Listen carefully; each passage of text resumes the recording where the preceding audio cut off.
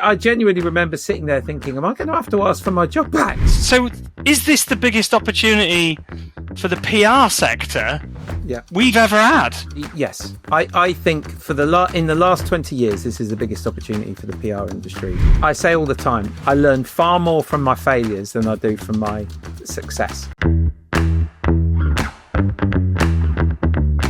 Imagine handing in your notice at a top PR agency, ready to launch your own business, only for a global pandemic to hit within weeks. The stock market crashes, uncertainty is everywhere, and you're left wondering if you'll need to ask for your own job back. That's exactly what happened to today's guest, Darryl Sparey, co-founder of Hard Numbers, the London-based agency built on one clear principle: demonstrating marketing impact with data. Welcome to Embracing Marketing Mistakes, the podcast that helps you grow your brand faster by learning from the slip-ups and hard lessons from the world's top marketers. I'm Chris Norton, and my mission is to help you, the senior marketer, turn other people's mistakes into your own advantage. Today, Darryl joins us to talk about the dangers of misjudging data, why agencies need to prove an ROI better than ever, and how he navigated launching a business in the toughest year on record. We also dig into generative engine optimization, or GEO, you might have heard AEO as well, and what it really means for PR and SEO professionals alike in 2026. Darryl will share the career mistake that still makes him wince, why failure is the foundation of success, and what marketers must do now to avoid being left behind in this AI-driven future. So, as always, let's sit back, relax, and let's hear how you can stop obsessing over vanity metrics and start focusing on those hard numbers that actually matter. Enjoy! Darryl Sparey, welcome to the show. Thank you very much, Chris. Thanks so much for having me on. So you've got a palm tree in the background. Whereabouts do you live? Down the south coast, yeah? Yes, in sunny Bournemouth on the south coast. Nice. Anyone, down here they always say, "Oh, Bournemouth has a microclimate." You wouldn't know that today. It is absolutely pouring down with rain. Nice. So do you spend a lot of your time travelling to and from Bournemouth to London then, or do you just do everything from Bournemouth? Yeah, so I'm probably in London. I'm increased it recently, so I'm going to be in London sort of two to 3 days a week now. For about the last kind of year or two, it's probably just like one or 2 days a week. It's the challenges of my partner. Rachel has a very successful accountancy business that specialises in dealing with creative services firms called Magic Digits. So she's very busy. I've obviously got Hard Numbers, and that keeps me busy. And then we got two kids, two young kids who are 4 and 6. So between the two of us, the juggle of two businesses and two kids don't half keep you busy. I'm completely the same, mate. Completely the same. So yeah, I've got two kids, but one was just 18 2 weeks ago. So wow. He's now driving himself around. So yeah, it's, but having my wife's got a business as well. She's a biophilic designer. So she designs like gardens and stuff for schools. And so she's got quite a successful business in that area. Wow. So, well, it sounds like you and your partner, your wife, have got the ideal thing for magic numbers, because magic numbers, you must have, that pillar talk must be riveting when you want to talk through accountancy and balance sheets, right? Oh God, you name it, right? Yeah, between Magic Digits and Hard Numbers. Funnily enough, I talked about it yesterday. It's my dream that one year we do the world like Excel championships or whatever, right? Because I think I've got a very high Excel user level, right? And so's Rach, obviously, given her job. And I'd love to go toe to toe with her in like an Excel off, right? Right. Okay. Like, interesting. Who could do the more complicated link model, VLOOKUP, all the rest of it, tables, you name it. Who can do the better spreadsheet? I'd love to do that with her one year. So I mean, that's fascinating, because I've seen you speak. We've known each other online for years, but we've never actually spoken before, which is weird, because I feel like I do know you, because I've followed you for ages and been connected. Yeah. I know what you're about. So for those of you who don't know you, you started an agency in 2020, is that right? It is, yeah, thank you. During this, there was a small thing going on, something called COVID. Yeah. You started it then, did you? And how was that starting in the middle of the pandemic? Well, so I had 4 very happy years at Hotwire beforehand, and I handed my notice in on the 14th of February on Valentine's Day. Nice. And it was when there was this thing called, like there was a kind of quite a limited understanding of it at that point. There was a couple of people wearing masks on the tube and stuff. Do you know what I mean? It wasn't really. And then within, obviously, I don't know, 4 or 5 weeks or something, it was everywhere. And then there was that day when like the stock market, absolutely cratered, and Bitcoin went down to $3,000. God, I wish I bought at that point. And all sorts of other stuff. And I genuinely remember sitting there thinking, am I going to have to ask for my job back? Because I was kind of on my, notice period, seeing out my notice with Hotwire or whatever. And, thinking, am I going to have to say, actually, change your heart? I'll stay. But Paul and I sat down and we ran the numbers, and ran through that with my partner Rach, because obviously it's something of a speciality of hers, and we built a business model that said, what if we don't win any clients until Christmas? And will we have enough money personally and enough money in the business and all the rest of it to see ourselves through that? And we were like, yeah, actually, yeah, we could. We're in a very fortunate position that I could do that. And so went, oh gosh, go on then, let's do it. So first of June, we opened our doors, and haven't really looked back. We interestingly enough,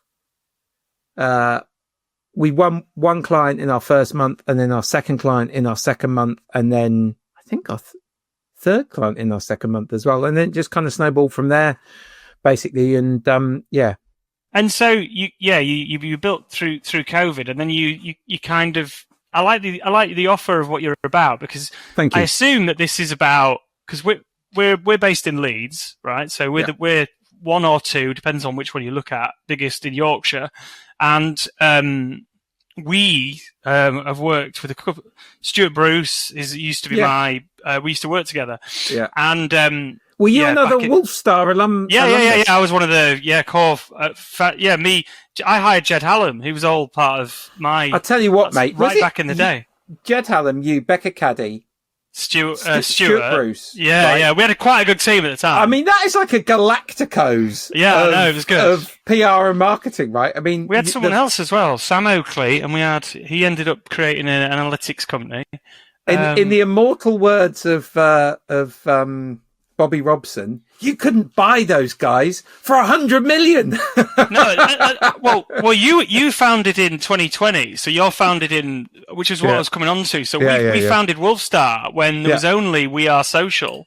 Yeah. And then we were the other one. And then more spouted up as we, and then off the back of that, I set up Prohibition 15 years ago, because there was still not that many, and set it up to do integrated. But then about, I don't know how long ago, when the Barcelona Principles came out, we looked at impact and measuring impact and all those sorts of things, which is why I love the focus of what you guys do, which is about delivering impact to a client, right? And impact in numbers, which I do, though, think that is quite a hard discussion.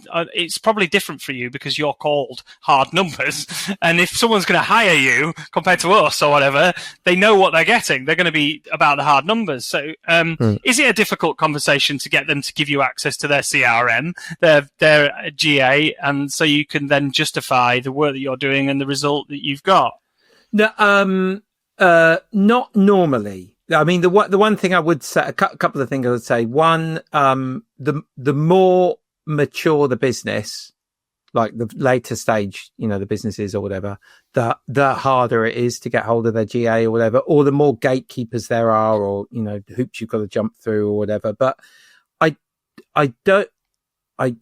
just trying to think, and I don't want to, I like hard numbers, so I don't want to give you a wrong one, but I think in 5 years and more than 100 client engagements, I think there have been 2 instances where we haven't been able to get access to GA.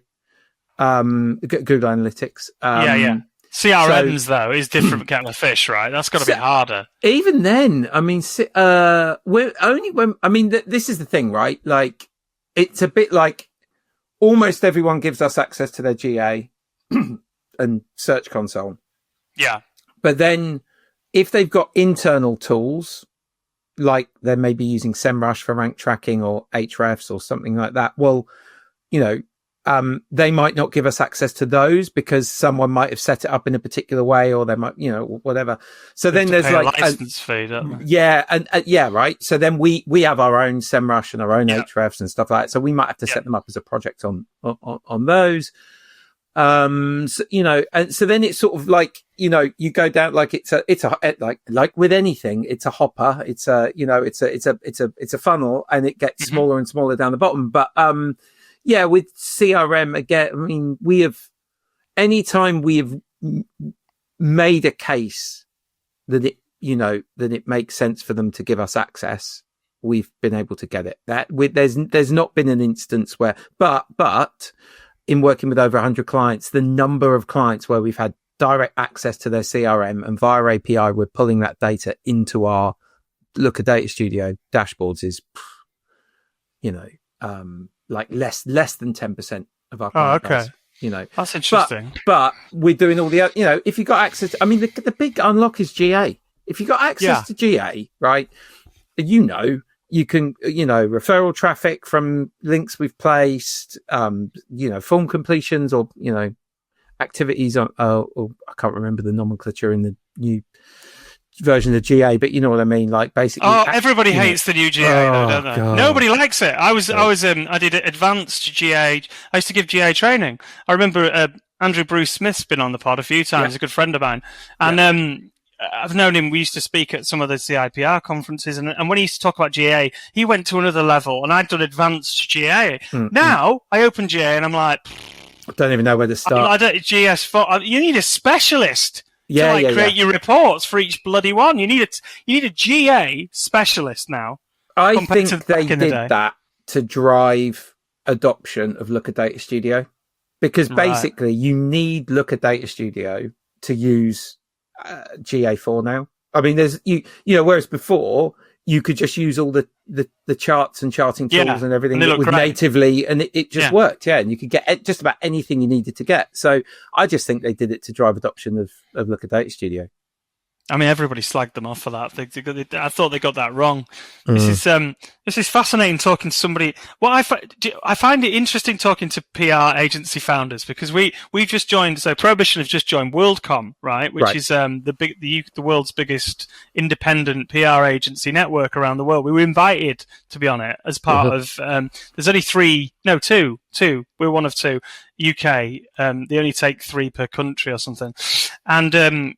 Yeah, it was just fascinating to me, because I never speak to other PR agency owners, because in Yorkshire, we've all got our own, we're all competing against each other, if you know what I mean. Whereas when I speak to somebody in a completely different, like you in Bournemouth, I don't have many clients down in the Bournemouth area, do you know what I mean? And I found it fascinating to hear that everybody's got the same problems and issues, and it's quite a cathartic experience. Why the hell did I launch a podcast called Embracing Marketing? It was because people sharing things that are cathartic, but you never actually get candid chats, which is quite fascinating to me. So are all your guys based in Bournemouth, or are you based all over? Are you in how do you do it? We're almost, I mean, almost all of our full-time employed staff are based in London. We have some freelancers or whatever who are, you know, a bit more dispersed than that. When we started off, actually, we, shout out Harry. He was one of our first 10 employees. He was based up in Manchester. Really, really great, really, really impressive young man. And we had wanted to try and build a little Manchester, you know, agency. Hub. Sorry? A hub, you mean, like a Manchester hub? Yeah. And we looked at Sheffield as well at the same thing. And in both instances, for myriad, you know, reasons that I won't bore you with, we ended up kind of not pulling the trigger on that stuff. But But so but everyone's based in the majority of the team are based in central London, and then I'm down on the south coast. We share an office with the Park. They're an experiential agency. They do Mondays, Wednesdays, Fridays, and we do Tuesdays, Thursdays, and it works really well. Okay, that's clever. I never thought about that, like sharing an office. Yeah, I'm amazed more people don't do it, because if you look at no one wants to be in an office 5 days a week, right? And so if you just find another agency and then just think, okay, well, why don't we'll have it 2 days a week, you have it 3, or we have it 3, you have it 2, or whatever, work it out. I need to have a think about that. I've never actually thought about that. That was because we have. I mean, it's Friday today. We're recording on a Friday, and I've got about 15 people in out of 28, 29, whatever it is. But Wednesdays is our day when we're all in. But it's fascinating because it used to be everybody was in every day, and now they're not. And everybody's going through the same boat. So in terms of hard numbers today, then, yeah, I like demonstrating impact is, like I say, what we do. We do that as well with our clients, and we try to make sure we're doing that. But I still find because we've actually worked with a number of SEO agencies, some of the biggest ones, we help to do their own PR, which is a weird brief, but there you go. And I still found that they're looking for links, referral traffic, and all the things that we. But sometimes it's still a bit of a grey area, because if you do some excellent campaigns for a client, and we're going to get into geo in a minute and explain what all that is. You still can't control what the competition are doing. So these agencies that promise page one and now probably position on them, it's impossible, isn't it? Right? Yeah. Look, this is where I think PR folks give ourselves too much of a hard time around data and ROI. Look, I mean, I built a business on saying we should be able to do a better job of demonstrating ROI, right? So I don't want to talk myself out of that as a value prop, but just by way of consideration, no one in the boardroom ever asks for the ROI of the great big massive 40-inch flat screen TV you've got to have in the boardroom. They just take it as a cost of doing business. No one ever says, what's the ROI for that, right? No one ever says, what's the ROI for having a dedicated meet room in a business? They just take the fact that, we if we're a business and we're going to function and we're going to do the things we have to do, we have to, there isn't over obsession on, finding the ROI of everything, or like nailing down that, and with all marketing, do you think that advertising generally, big splashy advertising campaigns are genuinely any better at measuring the impact of what they do than like the best? If you take the best of PR measurement, right, and put it up against the average advertising, measurement, of what they do, right? Yeah. My contention is we would beat them to within an inch of their lives, right? But we have as a profession, modesty, this inferiority complex to other marketing channels, right? Yeah. Also, the other thing I would say though is, you and I are both, look, I have enormous respect for Wolfstar, what Stuart Bruce did, and for the alumni that have come from that. And you look at, there's a reason why you, Jed, Becca, and other folks that, were there are as, have gone on to do as amazing things as you have done. You get it, right? But again, what I always used to say to Stephen Kenwright at Rise at 7, right, is if you go toe to toe with a top consumer agency, most of the top consumer agencies from London, you'll beat them, because you'll turn up and say, oh yeah, we can get you media placements and we can get you coverage and all the rest of it, but we can also tell you how much referral traffic they drive, what the increase in branded search was over that period of time, how many form completions, or whatever, or how much product you sold, as a result of traffic that came from things that we did. They'll do all of that other stuff. We'll tell you the average DA of the placements we secured from you. They'll be able to tell them all that stuff. We could tell you over the period of time we worked with you, did you see an increase in, your ranking positions for either branded or generic terms? And they'd be able to tell them all that stuff, right? Mm-hmm. Whereas most consumer PR agencies wouldn't have any of that.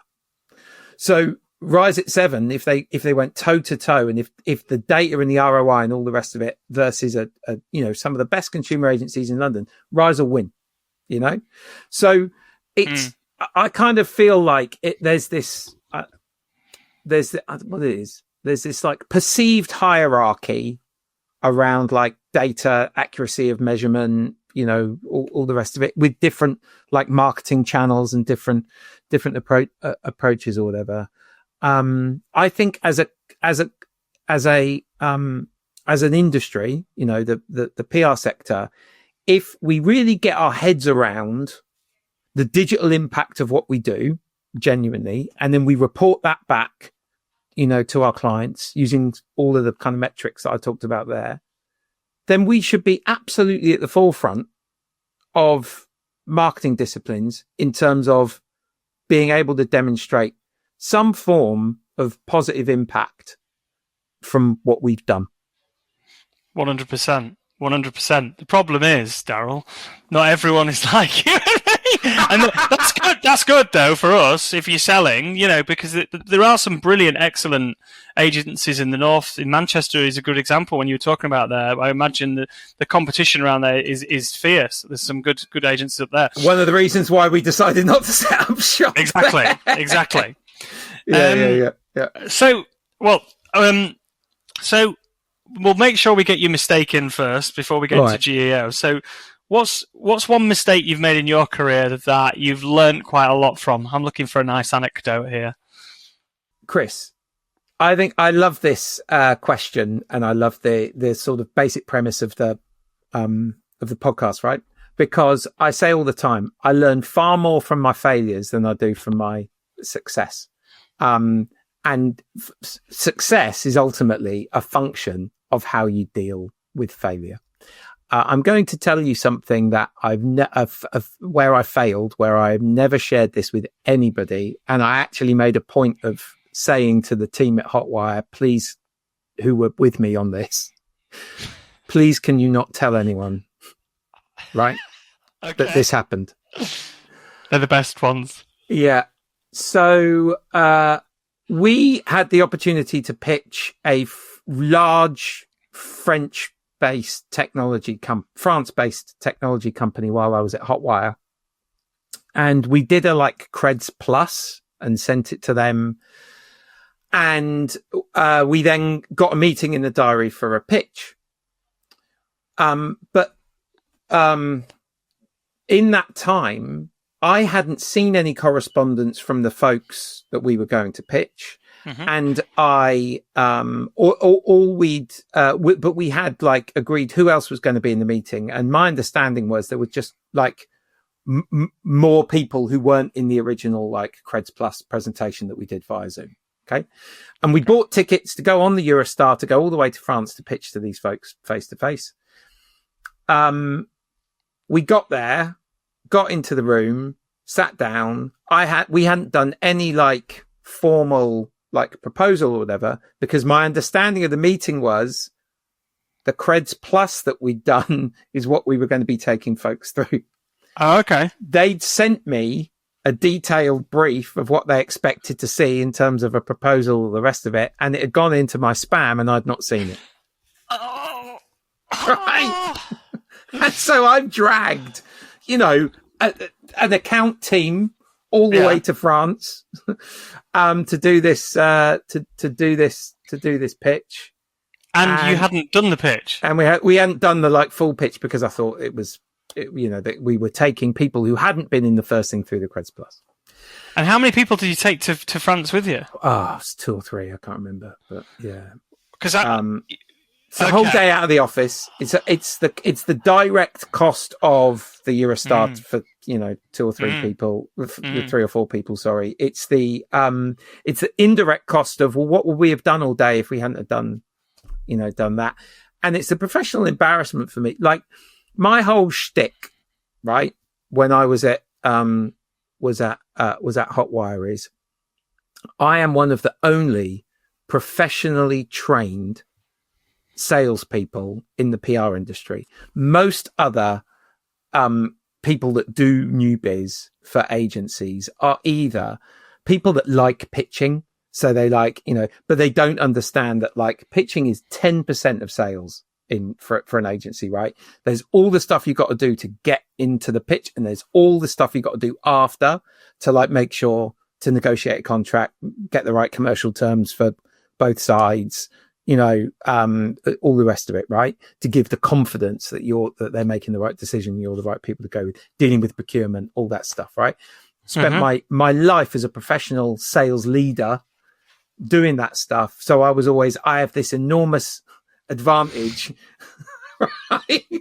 Over these part-timers, right? Yeah. I'm a professional, right? You do this, this is basically a hobby to you. I do this for a living, pal, right? Yeah. And I made that kind of like absolute school, error, basically. Yeah. So but it went into your spam, right? So you didn't see that. So I'm on your team here. What can you do with that? So, did you not get it then? Funnily enough, we did not. I did think though. I was thinking about when you gave me the opportunity to think about other like, F ups or whatever that I've done in my career. It's not necessarily a complete F up by me. There was one other story I thought about telling you, but I'll tell it very quickly. Okay, it was when I was pitching for some government business, not in a PR role, but when I was at Precise, so basically media monitoring, media intelligence industry or whatever. We were pitching for it was a central government media monitoring service for one of the government departments. I can't remember which.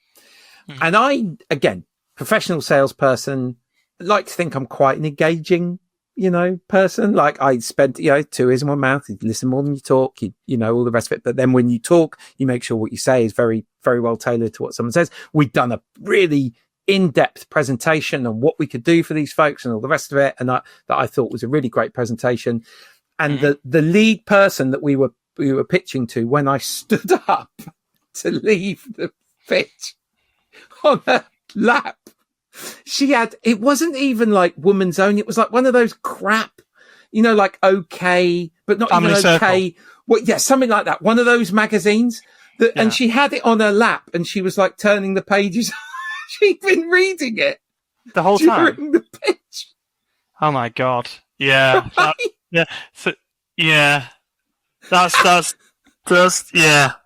Yeah. I mean, the pitch. I mean, I could do a whole episode on pitch nightmares, but we'll get on to Geo in a minute. But I had one pitch, right? Yeah.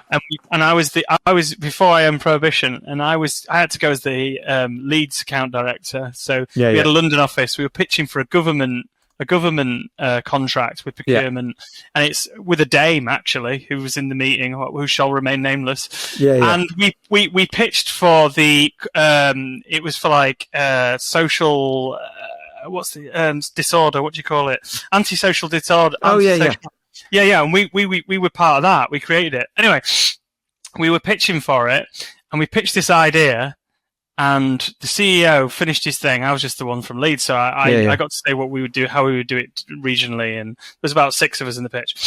CEO finished his big spiel, and the client went, "Well, I think your campaign fundamentally lacks credibility." I've never forgot that line. And I just remember going, "Ooh, I'm glad that's not me. That's got to be stopped." Oh my God. Do you know why I will give you your segue to optimization if you want to have it, right?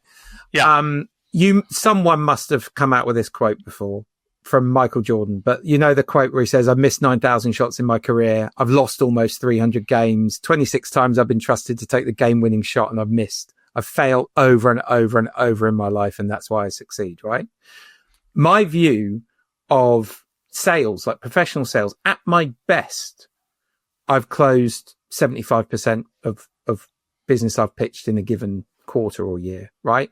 On average, it's about 50 to 60%, like career winnings for me, right? In the different places I've been, right?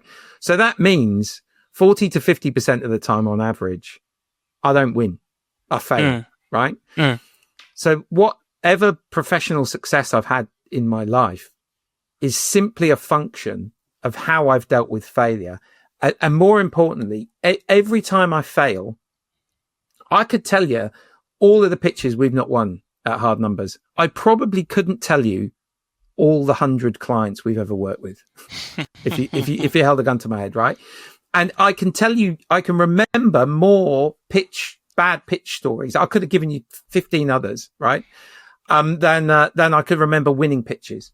Anytime we don't win as an agency, I look in the mirror first and I go, where, like 90% of the time we pitch, we should be the agency they should pick, right? 10% of the time we might be the wrong agency for whatever reason, but 90% of the time, but only 60% of the time we win those, right? So there's this period of time where we should have been the agency they should have picked. And for whatever reason they didn't. And the reason is I didn't do a good enough job of convincing them, of demonstrating to them that we were the right agency for that thing, right? And so everything we do is I will look then at how can we be better? What can I learn from that? How can I be better as a result? What do I then take to the next time we pitch to make sure I'm not in that same position again? Because I hate losing more than I like winning. Me too. The segue 100%. The segue to optimization is, right, inherent in the concept of search engine optimization or generative engine optimization, right, is the concept of testing and learning, trying, seeing that stuff doesn't work and seeing stuff that does, right? A/B split testing things, trying new things out, doing a test, failing, all the rest of it. Inherent in the concept of optimization is the concept of failure, right? And so our job is simply to learn, like, what doesn't work, and let's not do that. What does work, and let's do more of that. And that is the basis of, optimization, whether you're optimizing for Google, Gemini, ChatGPT or anything else. Well, yeah, so generative engine optimization or application engine optimization, is that what the A stands for? Or is it artificial intelligence optimization? I mean, bullshit. It's all invented by somebody. I remember mobile optimization, which doesn't exist anymore, when that came out and everybody was said you need to have mobile application. Anyway, it's a new term, and it's the new term because it's optimization for artificial intelligence and results. And what's fascinating in this area is that if you look at the Daily Mail statistics, 80% of their traffic has dropped off a cliff. Now, all these media have got to make money by traffic and eyeballs, and suddenly they're not getting it. And the reason why this jumped into my inbox is because about 6 months ago, I noticed that our web traffic had dropped 50%. Now, we rank really well. We've got our site's pretty well optimized for a lot of things. We've always been on position one, between 1 and 5 for everything that we want to go for. We always have been. Our traffic dropped 50%, but our inquiries hadn't. So, but inquiries from AI had gone up by something like 300%, which is from a low base, obviously. Yeah. So what I've found is there's a lot of people out there struggling to understand what is different and how to make sure that they're future-proofed right now. Because right now there's a real opportunity if you are doing this stuff to win right now, isn't there? Not saying it's going to win in future, but because you mentioned Becca Caddy, Jed Hallam. I wrote a blog 12 years ago, Write for People, Not for Spiders, right? And right now, I don't even know if I can find that post. I think it ended up in PR Week. And now it feels like that is coming all the way back because actually the spiders are becoming more human. Not human, but artificial intelligent. Yeah. So is this the biggest opportunity for the PR sector we've ever had? Is the first question. Yeah. Yes. I think in the last 20 years, this is the biggest opportunity for the PR industry. Since the kind of, algorithm updates of Google back in the 2010s that, kind of, Penguin. Penguin and high domain authority sites and stuff like that, right? So unquestionably, right? And the reason I say that is a couple of fold. Like one, is how earned media ranks within, the citations from generative engines. So our own research that we did back in November last year that we're refreshing with our partner Onclusive, and we're going to be releasing that in the next in the next like 4 to 6 weeks. But our research that we did back in November showed that when you looked at the 100 biggest brands in the world and you asked them about their reputation across 4 pillars, so value for money, trustworthiness, quality of product or service, and innovation, 61% of all of the responses to the prompts contained earned media. And in relation to innovation and trust, it was 67 and 71%. So even higher, right? Yep. So earned media is a huge source of information for these generative AI platforms.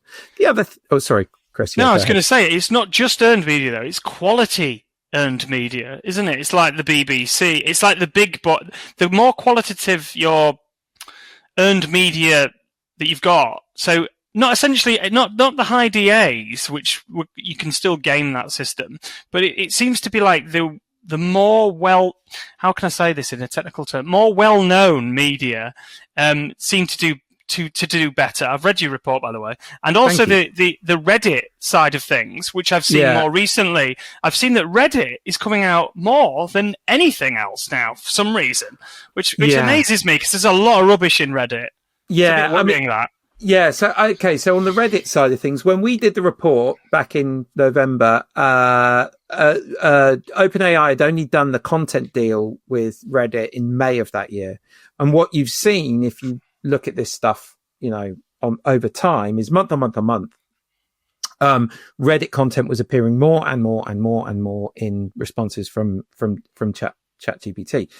Now, I have a working theory about this, which I've shared, elsewhere, is that if you were spending money on this content, it would make sense to algorithmically preference it within your responses to stuff because, of course it would, right? We're spending $70 million over here to get this content. We should be making use of it, right? We should be preferencing it.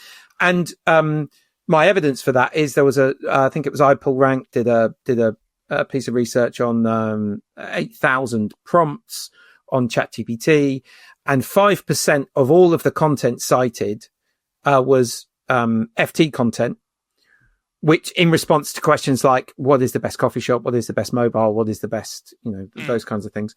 And the FT isn't 5% of the internet, but OpenAI has a reciprocal content deal with the FT. So it would make sense for them in some way to be preferencing that stuff.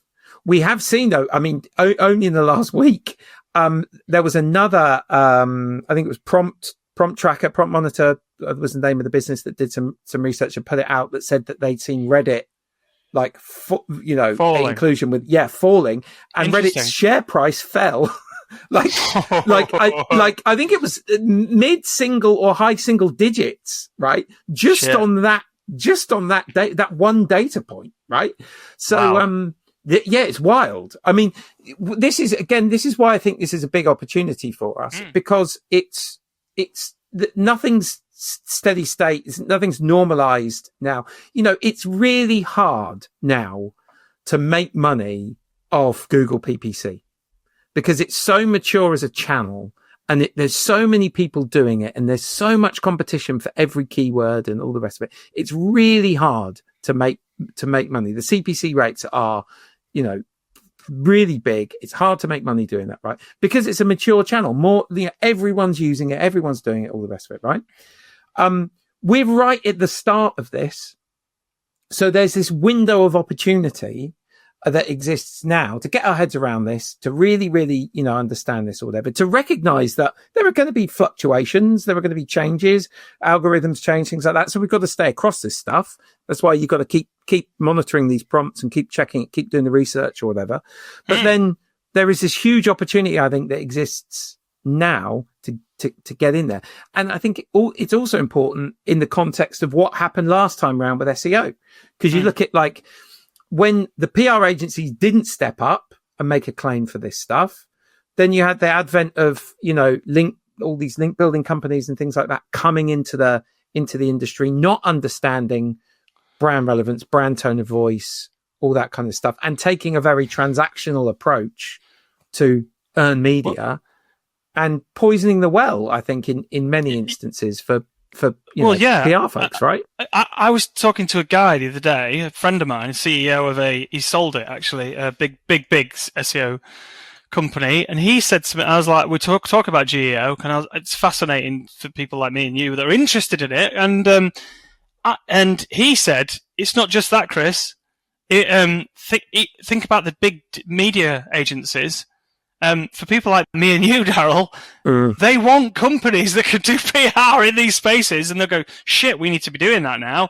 Actual acquisition, like buying companies that do excellent PR, because at the end of the day, we don't do this. We need this in our skill, in our locker now. Yeah. But you're right with the SEO agencies. They jumped in and they created digital PR.